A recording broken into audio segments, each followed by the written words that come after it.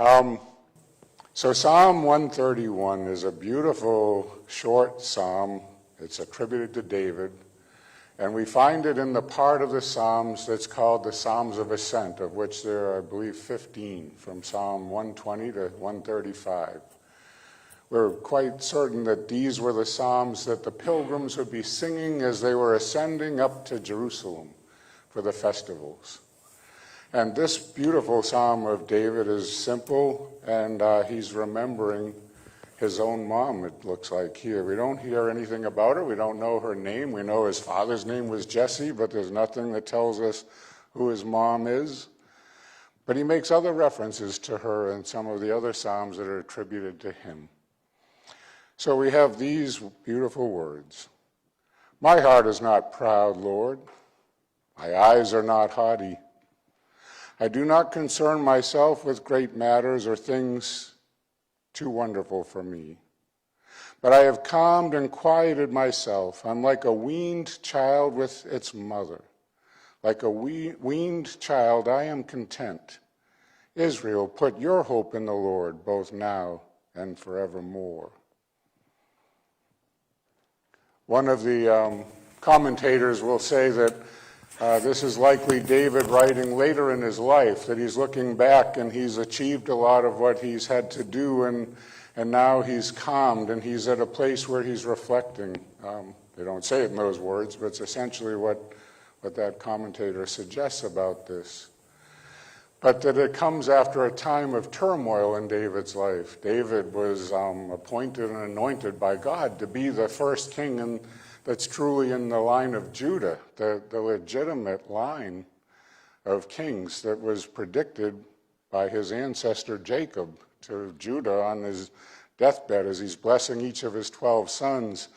And the people's choice has been Saul, who comes before David. The people wanted a king like the other nations would have. But the other nations sometimes had kings that lost perspective on who they were. They were not people that felt they were under in submission to God, even their own gods. They were the law in many places, but not Israel's king. Even Saul was bound by the laws that God put forth in the instruction in his word, especially in the Pentateuch, the 5 books of Moses. And yet Saul few times begins to move outside of that, and it says that Samuel, who had anointed him as king, comes and he tells him, the Lord has taken the kingdom from you and it's given to another. I don't believe Samuel tells him who the other is, and then here David walks in and becomes part of Saul's life, playing for him as he seems to descend into pretty severe mental illness of some kind, and perhaps from demonic forces that are going on in his mind too. And so David is there, and a number of times Saul wants to pin David to the wall with his spear because he's got this volatile temper. And David eludes him, but he never, ever tries to undermine Saul's authority as long as Saul's alive. He sees him as the anointed until God takes Saul out. And so you look at this person and you think, he had every right to fight back, but he doesn't fight back. He just evades Saul. He has him in his grasp a couple of times. There's one time where Saul's turned aside for personal hygiene things in a cave, and David is right there behind him, and Saul doesn't know it in the dark, and he literally cuts off a piece of Saul's robe. And then he waits till Saul gets well out beyond the mouth of the cave, and he comes out and he wants to know, why are you trying to kill me, Saul? I could have killed you just now, but you're the Lord's anointed. I won't do that. And Saul has regret for a while, but then he's back into his madness and chasing David. So he's on the run. He has turmoil in his life. And even after Saul and Jonathan have been killed in battle on the same day, there's civil war for another few years with one of Saul's sons, who's not the rightful heir. It was Ishbosheth. And David also continues to live with principles. He doesn't even want to kill Ishbosheth. He just wants to assume the kingship that's been promised to him and he's been anointed for by Samuel, the last judge of Israel. He's a man of principle. He's a man of peace when he can, but a man of war when he needs to be.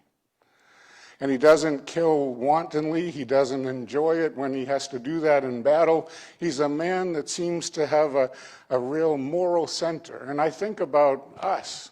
Where do we get our values from? Where do we get our understanding of who God is? Well, if we are blessed with a mother who knows the Lord, we get it there. And I certainly had that blessing in my life. My mom has been gone almost 20 years now. This next week would be their 70th wedding anniversary. But she loved her children, and she would read to us at nighttime, at bedtime. She read from a book by Kenneth Taylor of stories that were inspirational for children. And she would pray with us every night. And when we would leave the house in the morning, she would put her hand on our head and pray for God's blessing on us as we went off to school. And she did that until almost we were teenagers, as I recall. She was the hearth of the home. My dad was a man of faith. My mom was kind of the spiritual hearth, kind of like the fireplace in the home. And insofar as we wanted to be near her, she was always willing and tried to be there for us after school if we took advantage of that. And David apparently has a godly mother. Again, there's nothing much said about her, but he mentions her in a couple of the Psalms. And he comes to his understanding of who God is, I think, largely through perhaps her example. In Psalm 86, "But you, Lord, are compassionate and a gracious God, slow to anger and abounding in love and faithfulness. Turn to me and have mercy on me. Show your strength in behalf of your servant. Save me, because I serve you just as my mother did." In Psalm 139, "For you created my inmost being. You knit me together in my mother's womb. I praise you because I'm fearfully and wonderfully made. Your works are wonderful. I know that full well." In Psalm 22, which Jesus quotes on the cross, he first starts with the taunts of his enemies who were there. And we believe this is really prophetic of when Jesus would go to the cross. And he says, his enemies say, "He trusts in the Lord. Let the Lord rescue him. Let him deliver him, since he delights in him." And if you remember, when we read the Passion story just a couple of weeks ago, those were the taunts of the high priest. "Yet you brought me out of the womb. You made me trust in you, even at my mother's breast. From birth I was cast on you. From my mother's womb you've been my God. Do not be far from me." We see that he had been nurtured by his mother, and that this was a thing of comfort to him, and it gave him the anchor in his life. It helped him to be secure. So David, in my understanding of him, is a man who has courage, but he's not haughty, he's not arrogant, and he knows where his strength lies. In that story, when he's tested and he's only probably a teenager, I don't know, maybe 17, 18, he's young, and he comes to the place where Goliath is out there, a giant, 9 feet tall, who's defying the armies of Israel and taunting the God of Israel. And David loves God, and so he's outraged at this insult to his God.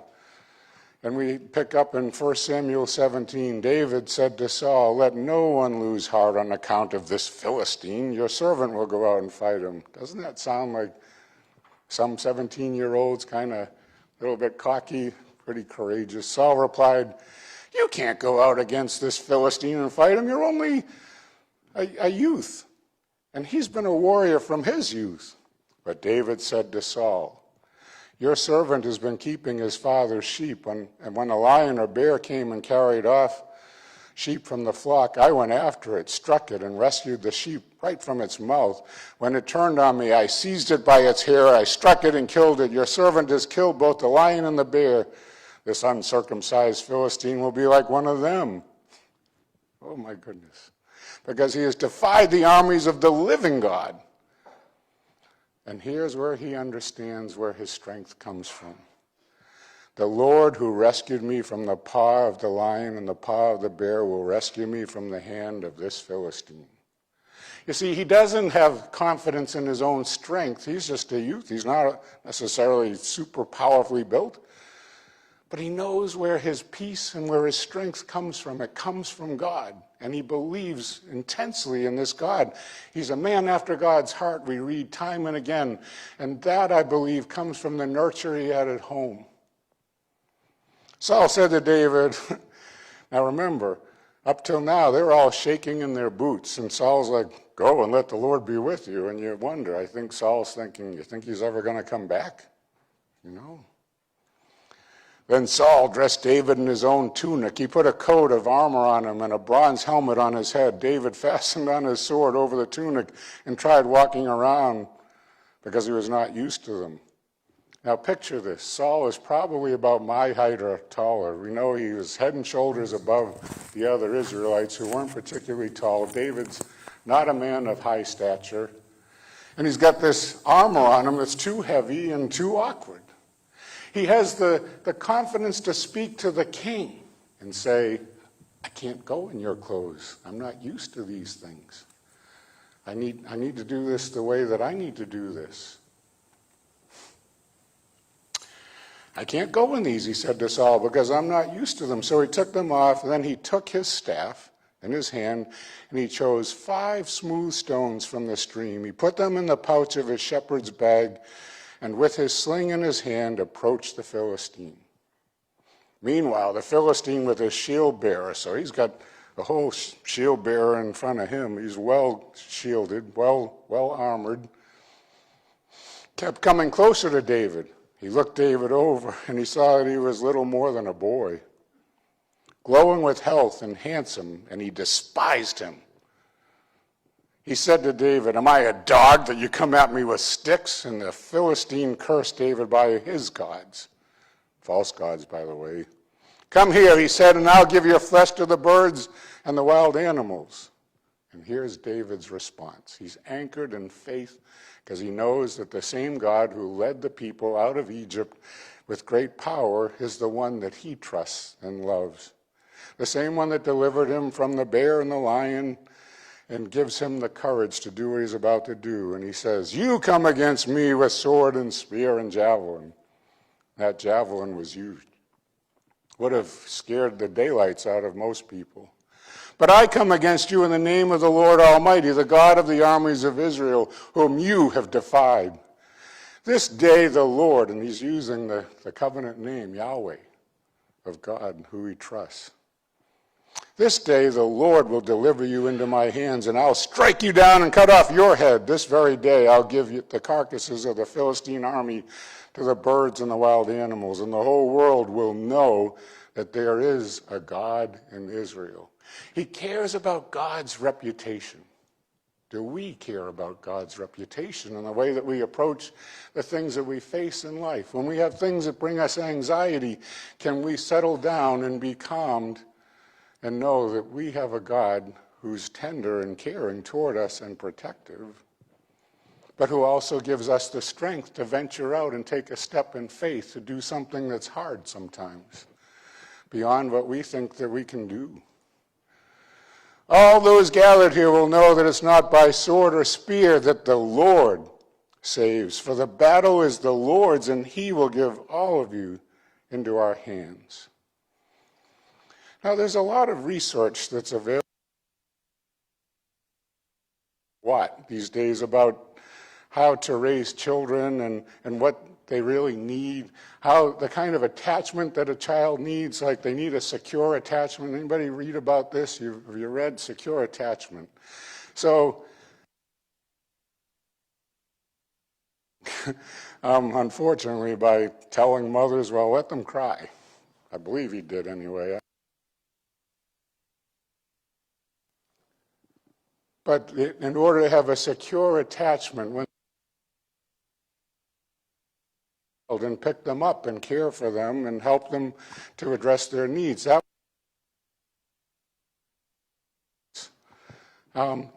they're okay, that they have value, that they will have their needs met, and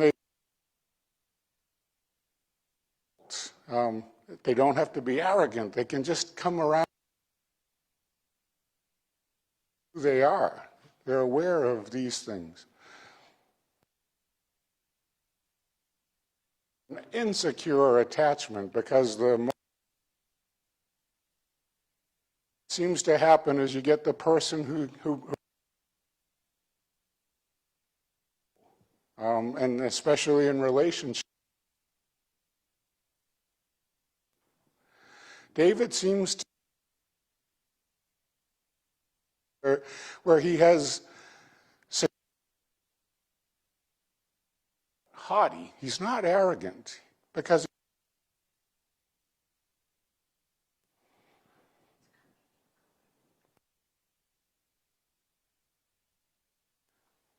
and so we find that he in this psalm, I do not concern myself with great men. I think the idea here is, in the word voice in the Hebrew that's intensive. So it's not just, and he doesn't do that. He settled down. He trusts this God. Life.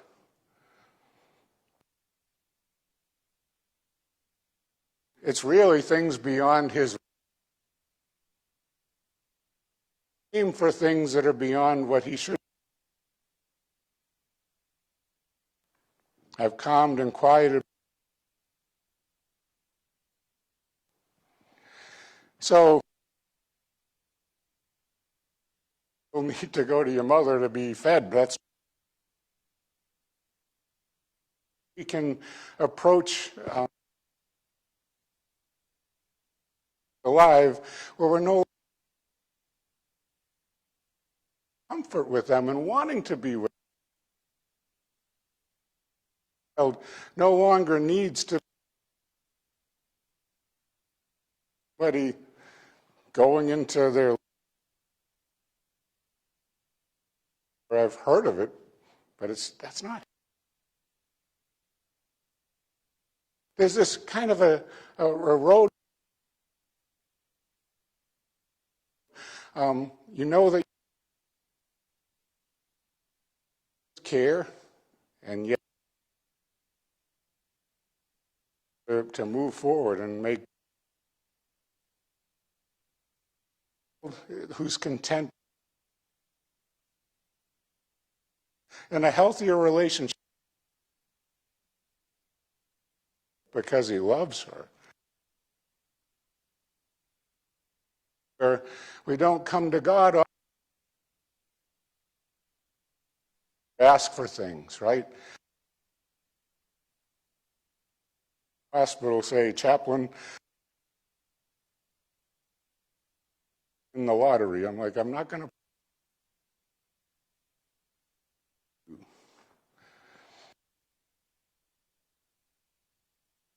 In the Psalms, and he says this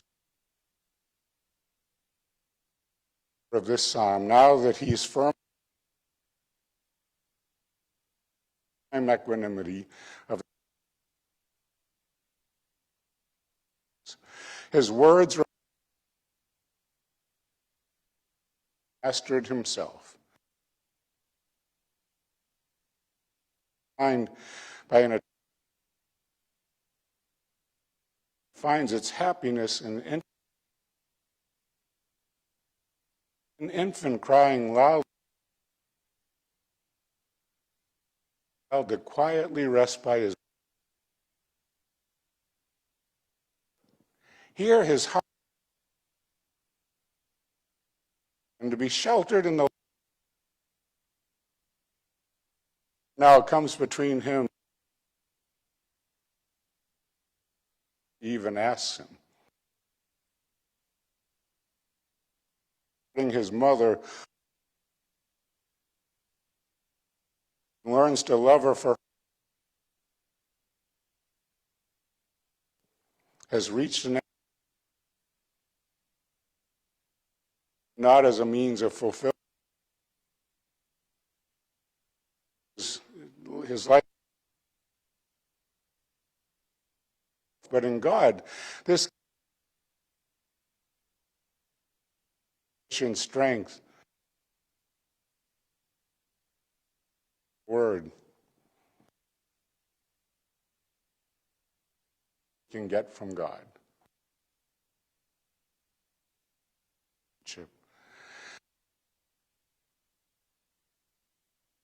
It was always all that.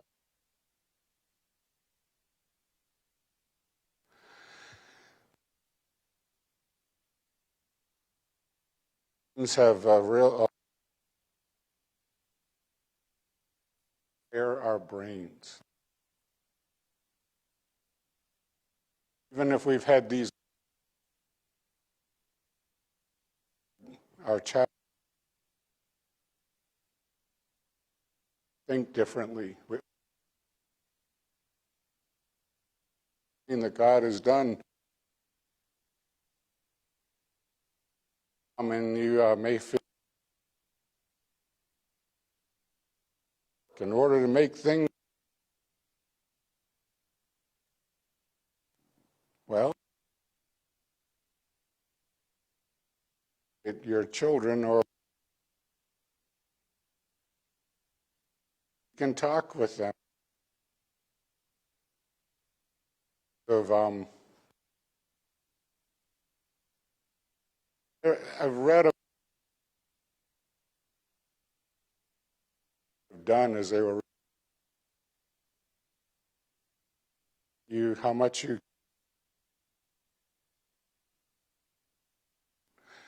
because the most we say to our kids. And I'm like, I would never really wish you that.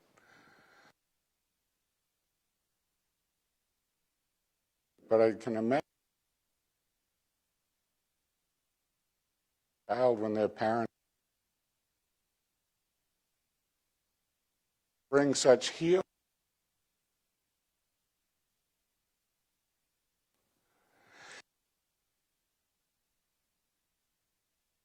Chance to tell my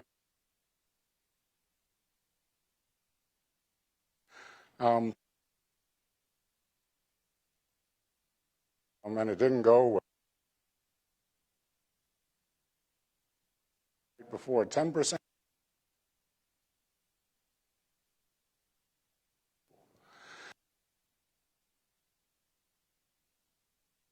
through his and now messed up more the right way. It's been very eloquent for her, and I this look on her family or on her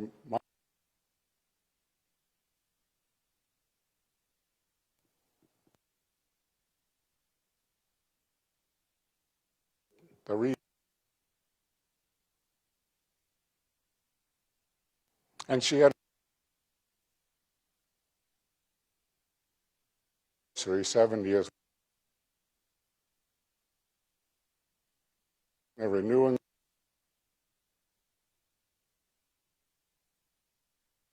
I was nothing I can do about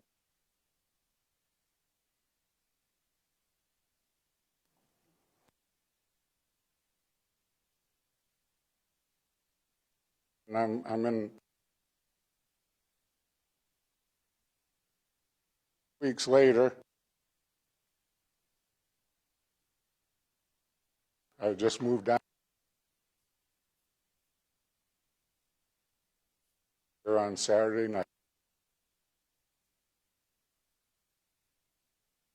And there was my,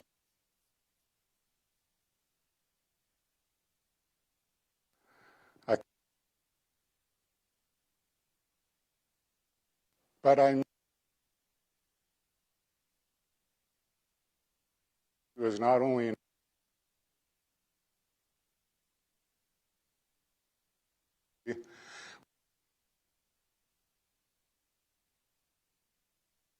believed all the way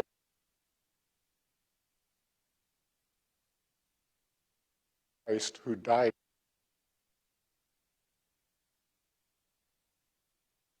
Believed it before that. This is the,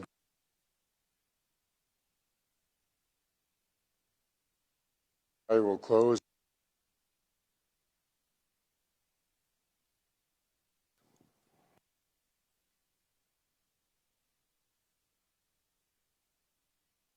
To others above you.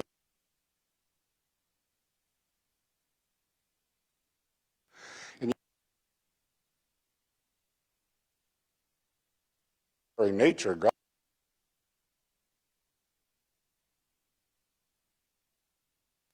rather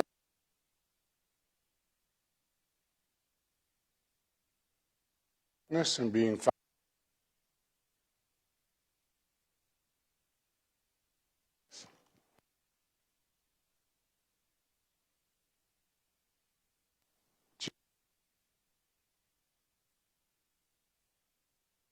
subordinated,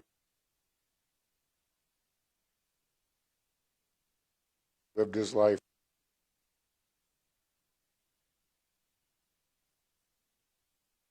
haughty, but he was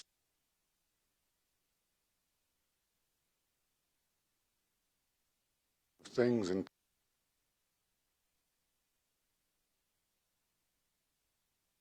because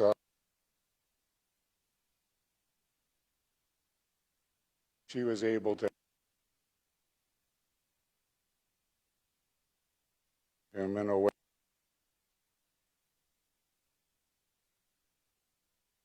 that's there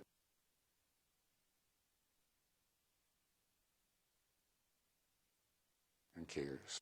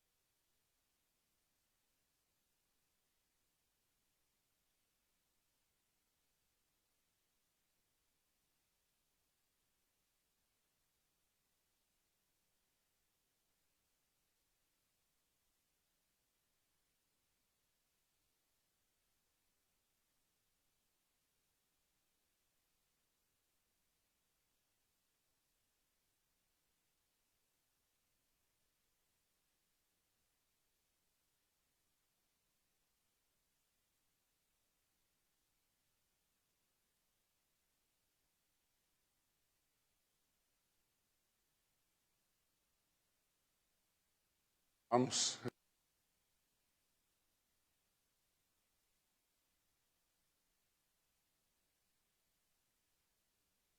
The battle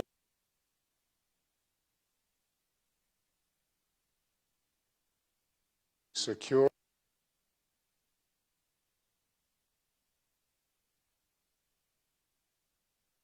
If we